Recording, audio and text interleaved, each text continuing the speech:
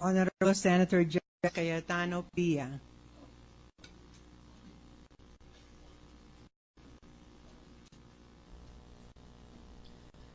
Today, we face the difficult task of deciding whether the man who holds the highest position in the Supreme Court has committed acts tantamount to betrayal of public trust that would warrant the removal from office. It is all the more difficult for me because I took my oath before this man. If this were appeal training would require that much of the evidence presented is disregarded due to irregularities in obtaining the same. But this is not a purely legal process. The framers of the Constitution did not set the quantum of evidence nor the burden of proof required to convict. Much was left to the individual conscience and the collective wisdom of the Senate. Further, impeachments are heard by senator judges with different professional backgrounds. Of the 23 lawyers. Thus, I was challenged and admittedly burdened by the need to balance my legal training as a lawyer and my calling as a public servant, particularly a senator judge. The Chief Justice states that the requirement in the Constitution to declare one's assets, liabilities, and net worth is as may be required by law. He then cites Republic Act 6426, Currency Deposit Act, as that which states that dollar deposits are absolutely confidential, thus providing.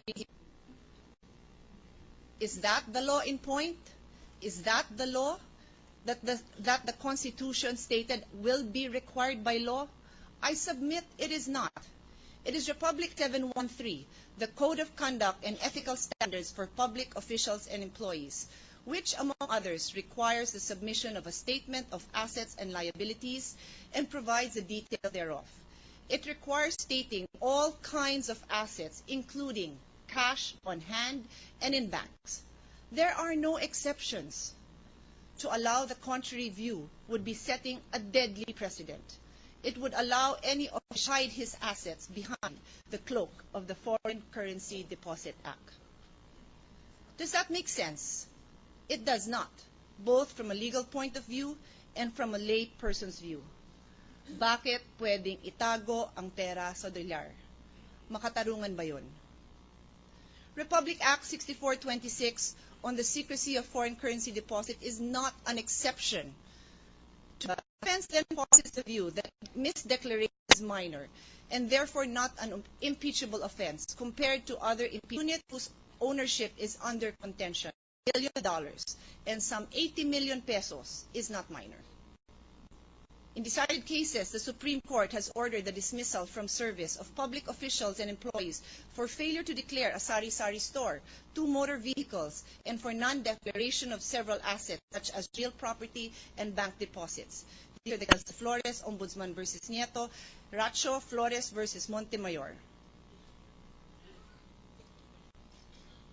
I also have, yes, the fact of commingling of funds, I believe, is common among families. In our interpretation of the law, who hold a position of public trust must choose the integrity of the position we hold. Ang tiwala ang taong bayan, dapat po bumaba na sa pwesto. Dapat po pangalagaan ang posisyon na yon. Lastly, we need to remember we can only mature as a democracy if the trial by publicity, the irresponsible hurdling figures and assets, among others. My fervent hope that those accused of wrongdoing and all those in public service should not hide behind our titles. We must come clean and give meaning to the constitutional requirement that we declare all our assets. Mr. President, on the accusation, respondent guilty.